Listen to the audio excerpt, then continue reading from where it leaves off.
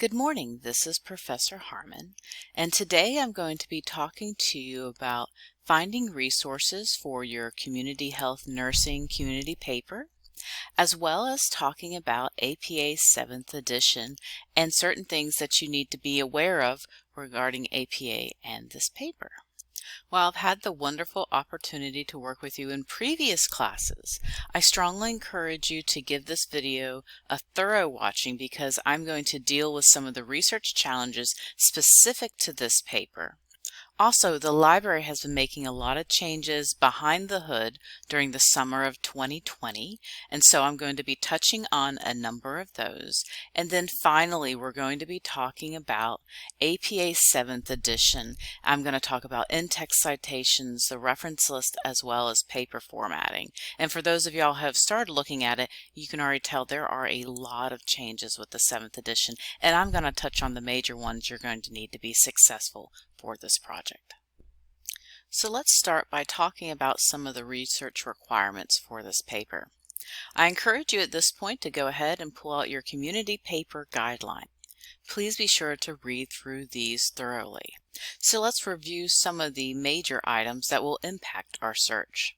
So our assignment, we are writing a paper.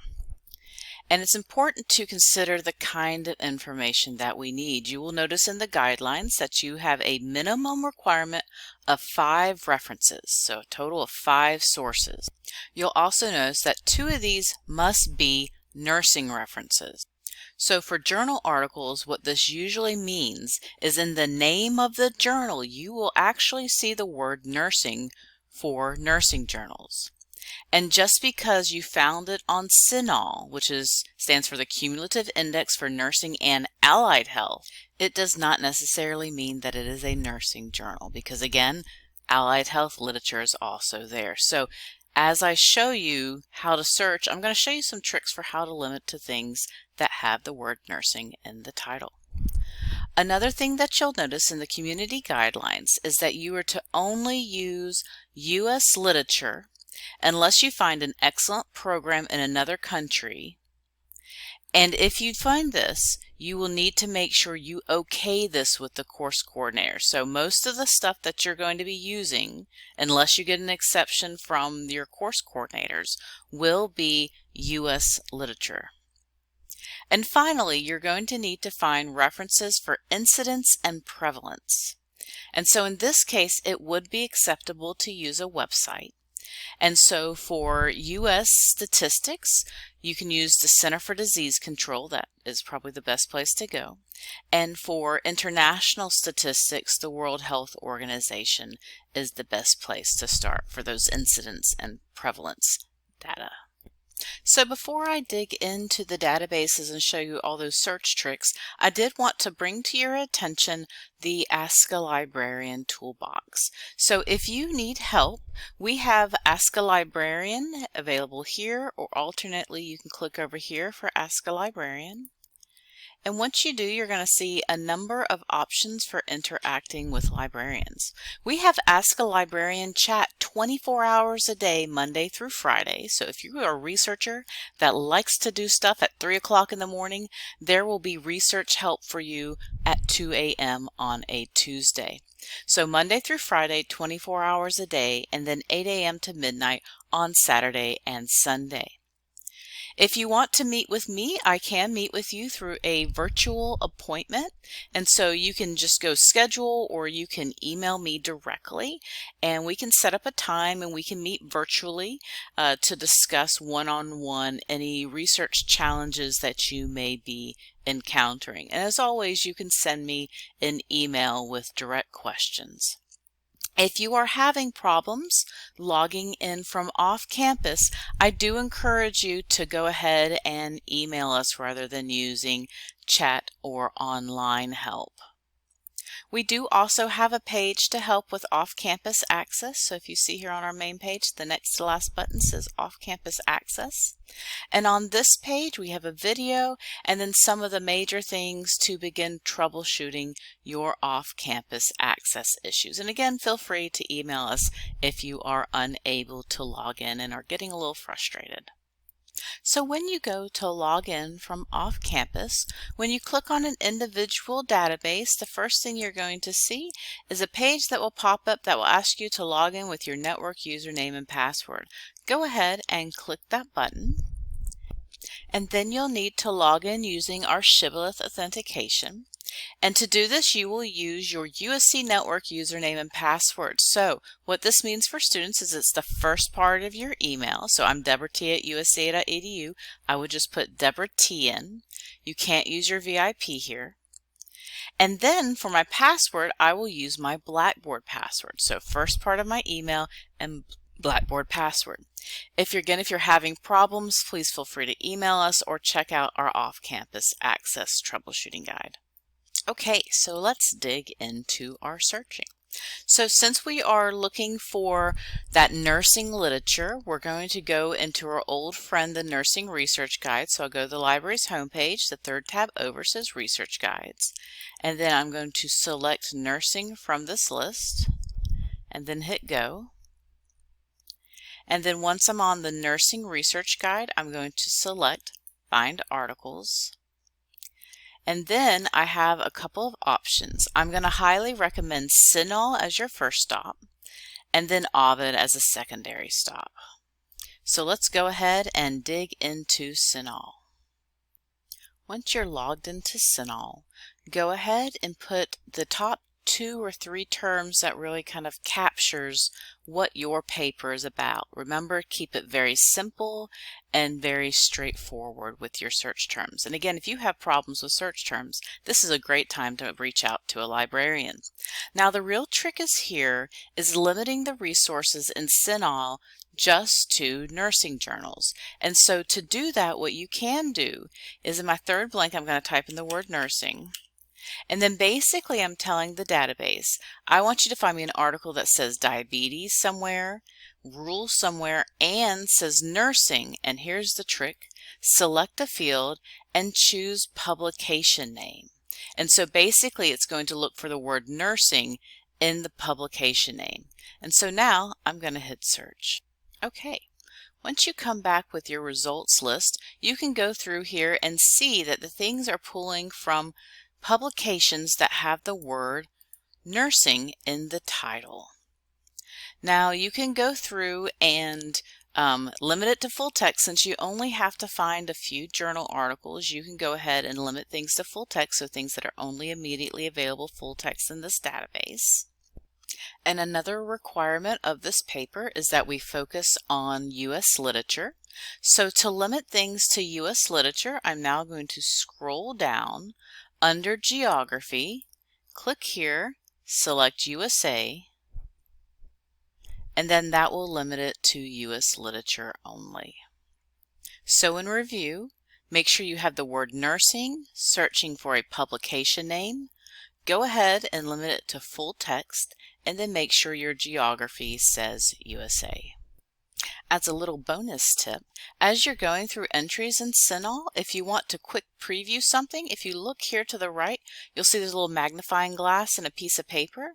This will pop up and it'll allow you to quickly look at the title, look at the source and make sure it says the word nursing, and then it'll give you the abstract so you can see if it's something you want to investigate a little bit further. So once you find your nursing journals, you're also going to need to find stuff on the CDC and the World Health Organization. So I'm going to show you a little trick for how you can focus your search on an individual site. So what I can do is go to my search engine. I can type in site and then the word cdc.gov. And effectively what this is doing is telling Google that I want to search cdc.gov, and then I can do incidence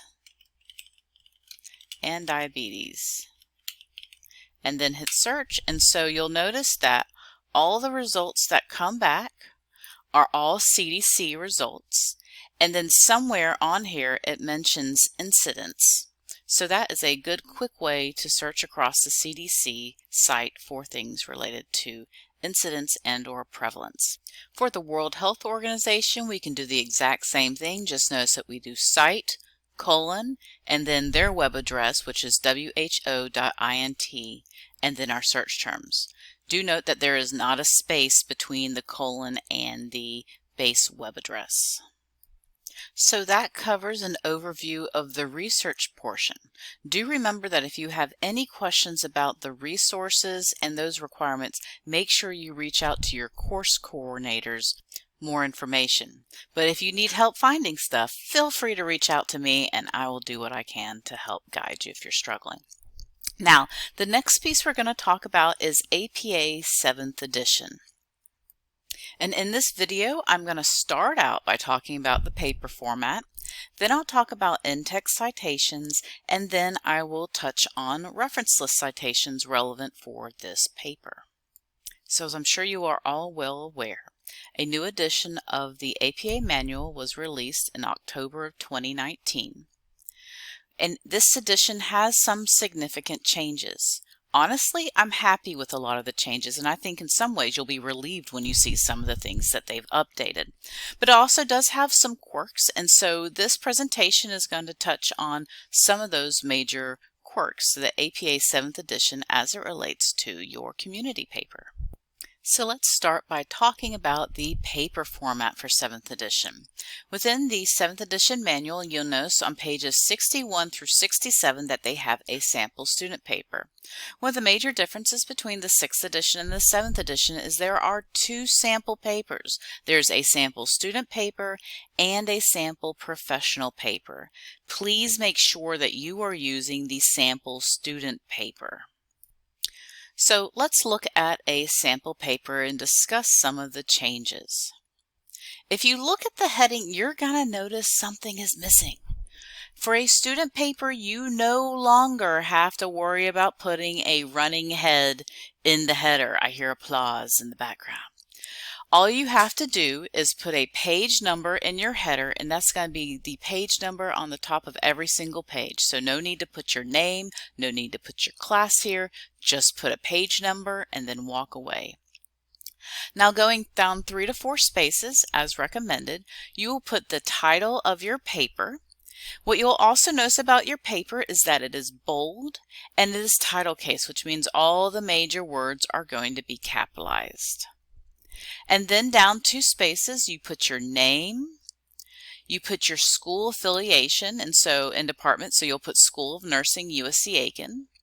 You'll put your course number and title, your instructor names, and then the date. And then as with all USC-Aiken papers, at the very bottom of your page, you're going to want to put the USC-Aiken honor code and then sign your name and put a date. If you are submitting electronically, usually your professors are okay with just typing your name and the date. Now at the top of the second page, remember we never put the word introduction at the top of the paper. You will put again the title of your paper, and you will notice that this is bold. One of the major changes from the 6th edition to the 7th edition is that all the major headings, including the word references and the title of your paper, will all be bold. Speaking of paper headings, with the 7th edition there are some slight updates to how to format different level headings.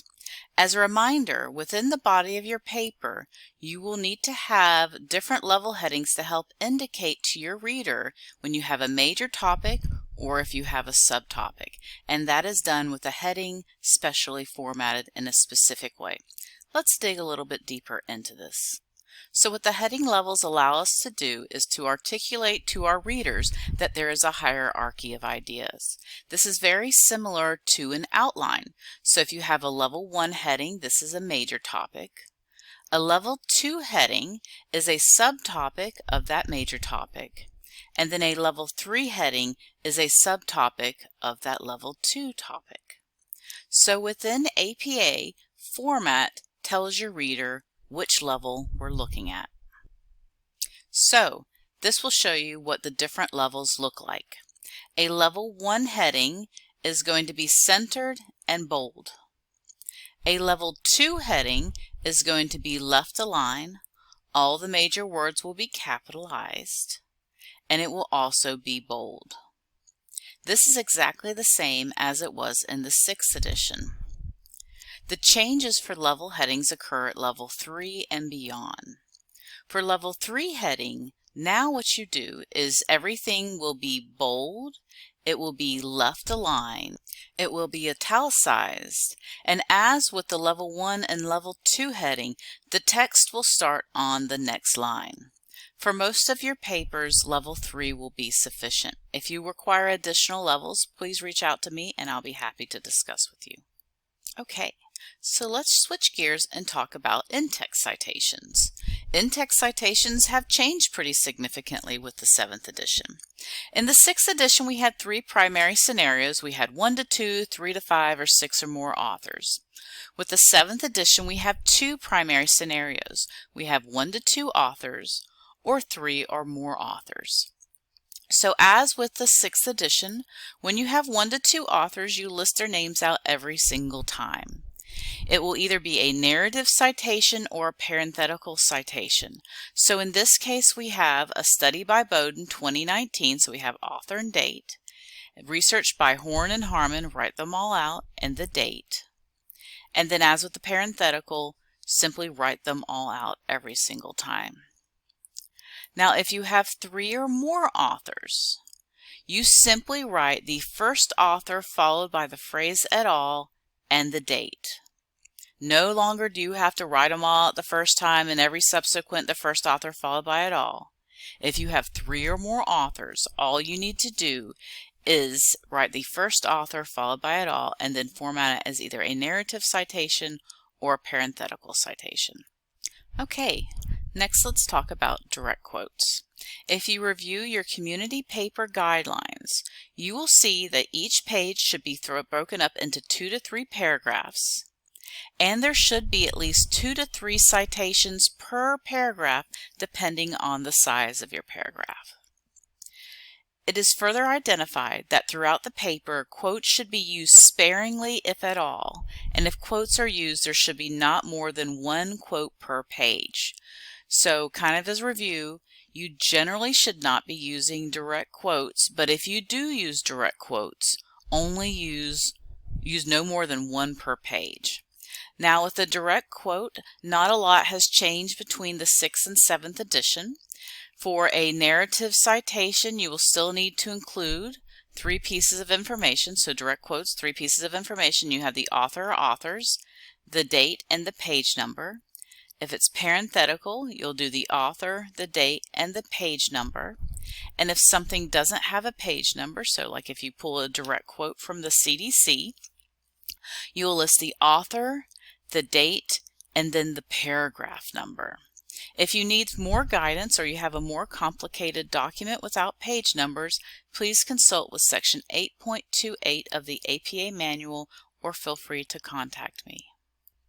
Also, there are not many changes to paraphrases. What you will notice is that with a narrative paraphrase, all you need to have is the author and the date. And for a parenthetical, all you need is the author and the date. Remember, if you're paraphrasing, you do not need page numbers.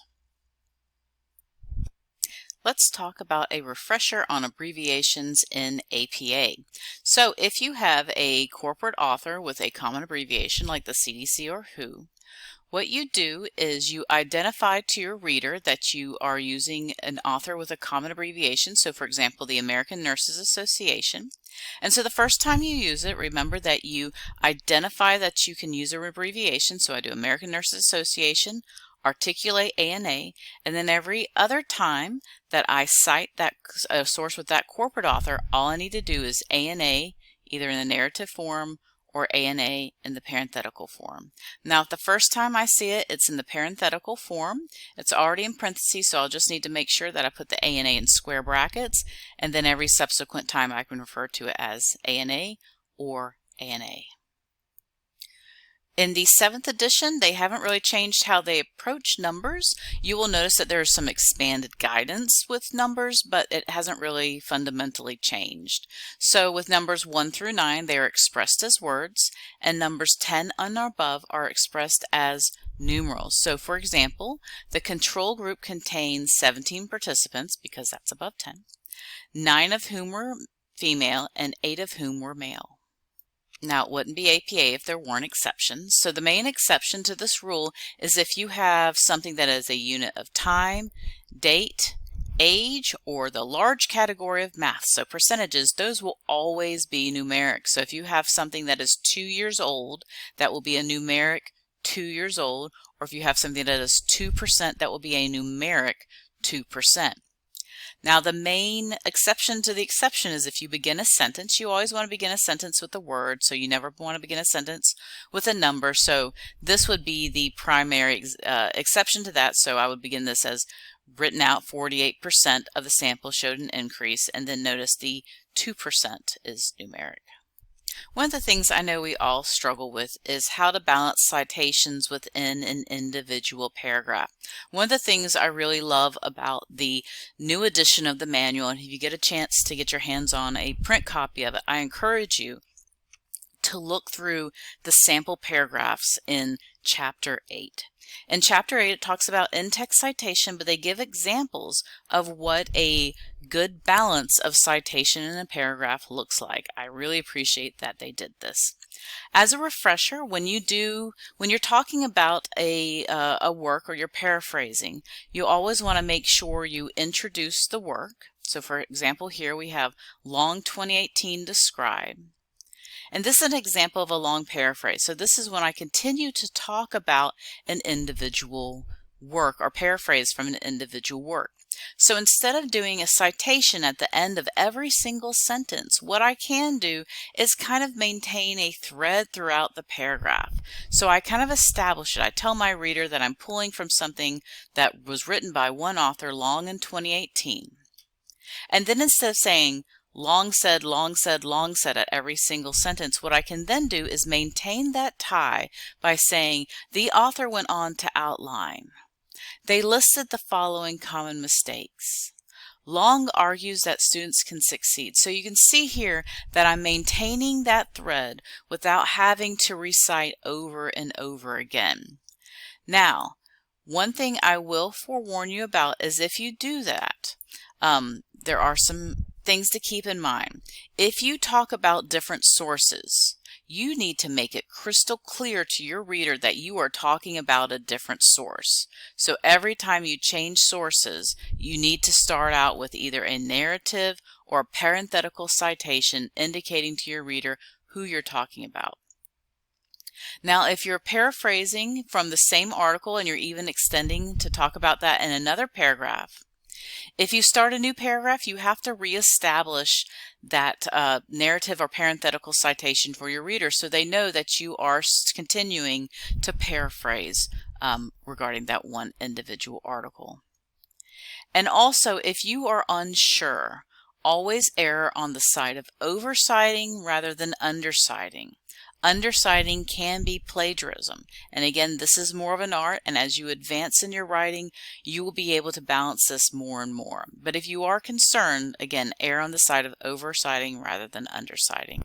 Okay, so now we're going to talk about the reference list. And there are some pretty significant changes in the 7th edition manual when it comes to the reference list citations. One of the things they've kind of changed is they're reconceptualizing how they communicate the reference entries. And so they have come up with this 4 elements of the reference list citation. We have the who element, the when element, which is the year, the what element, which is the title, and then the where element, which is the source. So one of the things that I really appreciate that they've done with the 7th edition is they've created some really helpful and useful handouts. And one of those is the Reference Quick Guide. And so the Reference Quick Guide goes in and explains in detail kind of how things are articulated. So we have the who, the when, the what, and then the source with some explanations of these individual parts. Now I'm going to dig in a little bit more deeply, and at the end of this I will give you the links to these resources so that you can lean on these as well. So I'm going to be talking about journal articles with a DOI, journal articles without a DOI, and then I'm going to talk about website citations. So as with the 6th edition, The first part of the citation is exactly the same. We start out with our author, so we always do last name followed by initials, then the date, and then we have the name of the article in title case. So what that means is we capitalize the first word, and if we have a subtitle, we capitalize the first word after that, and then everything else is lowercase unless, of course, you have somebody's name or another proper noun. So then we move on to the source element. So for the beginning of the source element, we're going to put the name of the journal. So in this case, we have the Journal of Abnormal Child Psychology. And then where the biggest change begins is right here. So we type out Journal of Abnormal Child Psychology. And then you may remember me talking about volume and issue numbers and continuous pagination and paginated by issue. Well, that is no longer an issue. If all you have is the volume number, that is all you're expected to report. If you have the volume and the issue number available in the citation information on the journal's homepage, then you can put the volume in the issue. It's that simple. Do remember that for the volume issue, you will make sure that that is italicized, and I'll show you in the next example of what it looks like if you have a volume and an issue available. Once you articulate the volume, then you'll follow that with the page number. Now the biggest change is how we deal with DOIs. And so it used to be acceptable in the 6th edition to simply put the DOI colon and then the 10 dot number. And then they came out with that thing in 2012 which permitted for a URL, but it was this http://dx.doi.org. For the 7th edition, they want you to include https://doi.org, so not the dx.doi.org, and then they want the 10 dot number. Sometimes when you're using citation generators and help tools, they will try to insert database information. So something about EBSCO or something about Ovid. We don't want that. We simply want doi.org and then the DOI number. Now a couple of changes here. One of the main things that was kind of radical is that your links here, so this can now be a blue and underlined hyperlink. Hyperlinks are okay in the latest edition. I know that's shocking. So you're going to have blue and underlined things on your reference list. It's going to be a challenge, but they are acceptable now. Now one of the big things, and they go into great length on page 297, is to do not use database names. So we don't want to know about EBSCOhost. We don't want to know about CINAHL in our citations. So make sure that it does not say anything about CINAHL or EBSCOhost or EasyProxy. Now, one thing that you will see, and I'm having some serious issues with our old friend, the Online Writing Lab by Purdue. They do have some errors in their site, and one of those centers around including database names. You can't trust OWL. I do have some recommendations at the end of this page, or the end of this presentation, for some better sources that are a little bit more in line with what the spirit of the APA 7th edition manual communicates. Okay, so let's visit our old friend Journal Articles Without a DOI.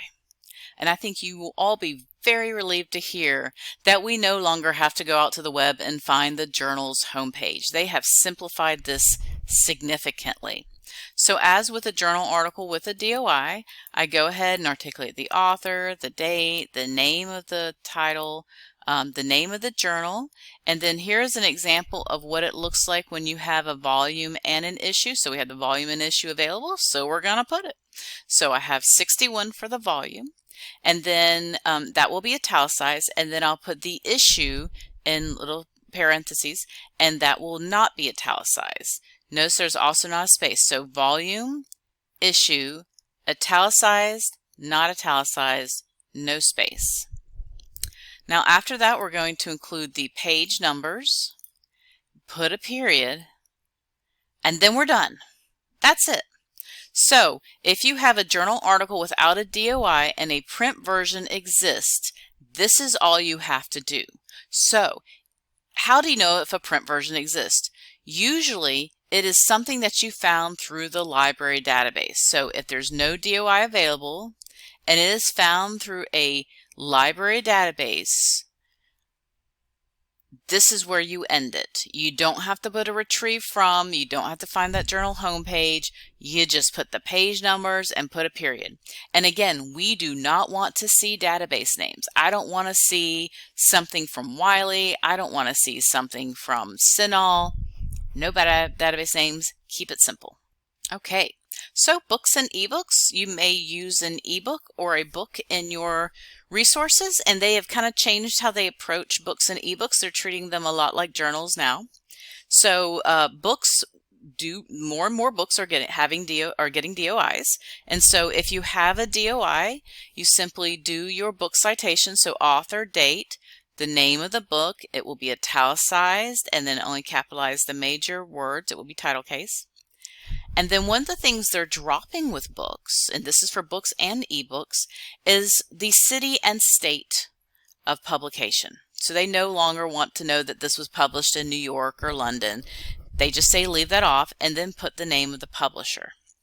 Now, if you have a DOI, as with the journal articles, what you're going to want to do is simply do the doi.org and then the DOI number.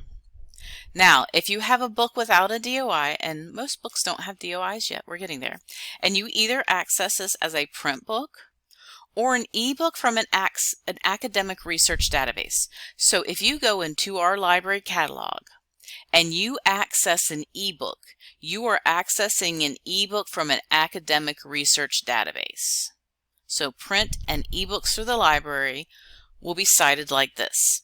So you include the author or authors, just like above, the date, the name of the book, and then simply put the name of the publisher and put a period, and then you're done. Again, no longer having to put retrieve from, R2 library, whatever the home page for that ebook was. If you have an ebook that does not have a DOI and you got it through the library, simply end the citation with the publisher with a period and walk away. Okay, so now let's talk about websites.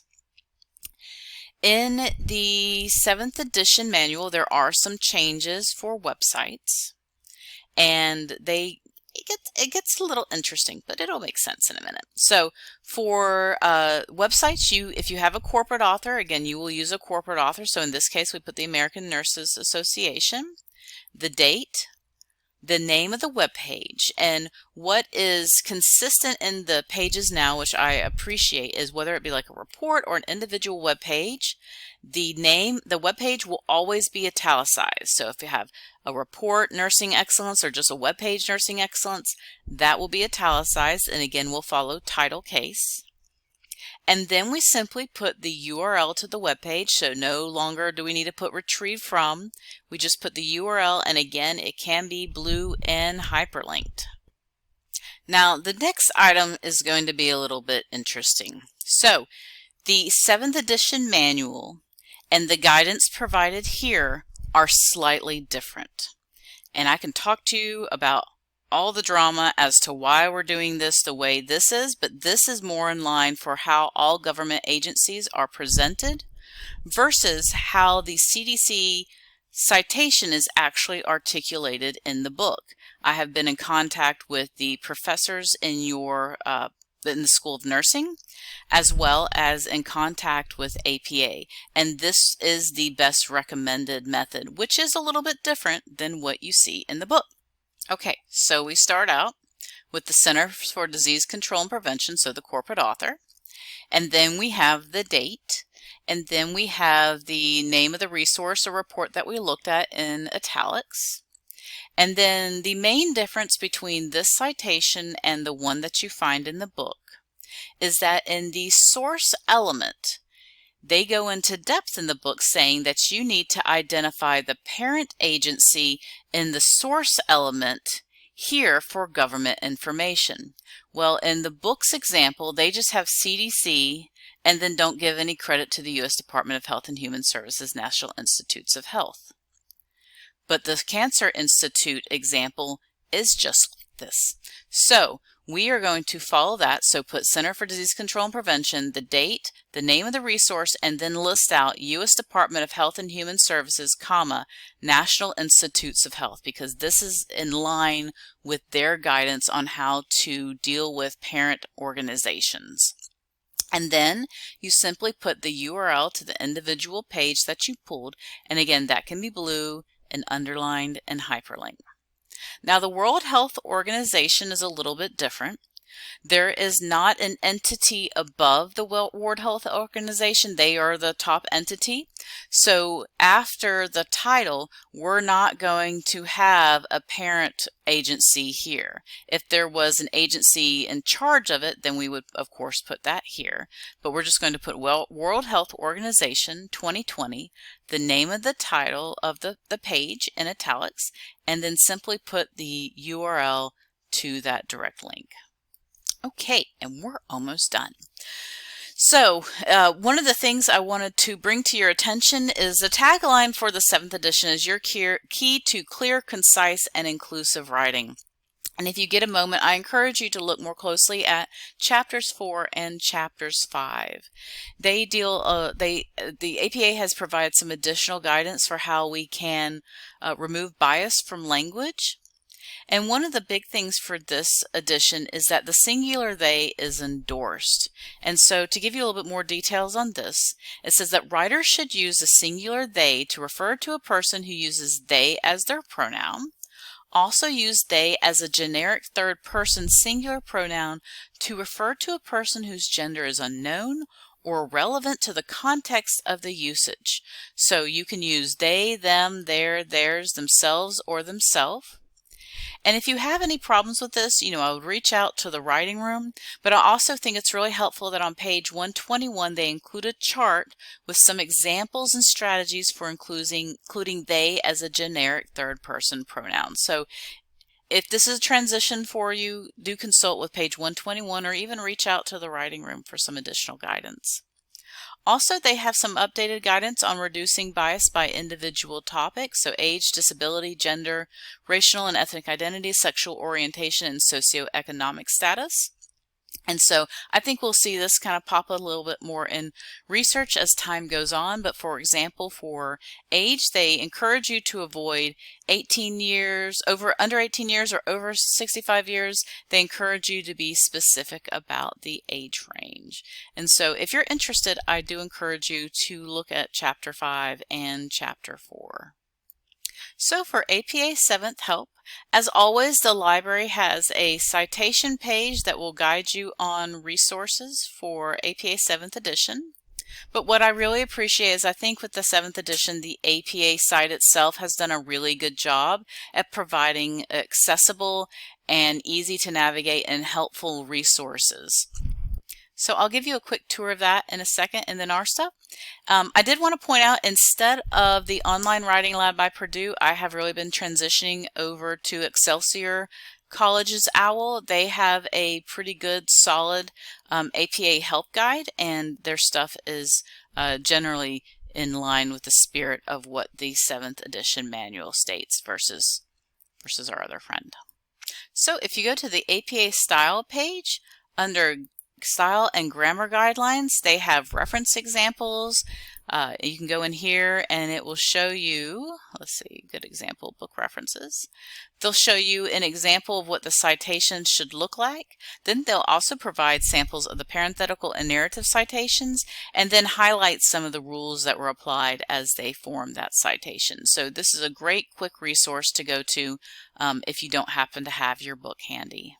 They also have some pretty wonderful instructional aids, and so if you go to the instructional aids, they have some tutorials and webinars, handouts and guides, and sample papers. If you go to sample papers, of course, you can pull up an annotated student paper, which explains things in a little bit more depth, and they do have a Word document for a sample paper in 7th. Also, if you go to handouts and guides, you can go down here and find a bunch of different helpful handouts that kind of dig into things in a little bit more depth. So there's a lot of really helpful things, and I think my favorite one is this one right here, the APA Style Quick Reference Guide, and this is the one that kind of breaks down the referenceless citations. And finally, on the Nursing Research Guide, if you scroll over, you'll notice that there is Cite Your Sources APA 7th edition help. And then here we have a lot of quick links to a lot of those really wonderful resources that I highlighted. And that concludes my overview of research and citation for your community health paper. Again, if you need help, reach out. You can email me. We can set up a virtual consultation, and you can also get quick help through our Ask a Librarian chat 24 hours a day, Monday through Friday, and 8 a.m. on Saturday and Sunday. Happy searching!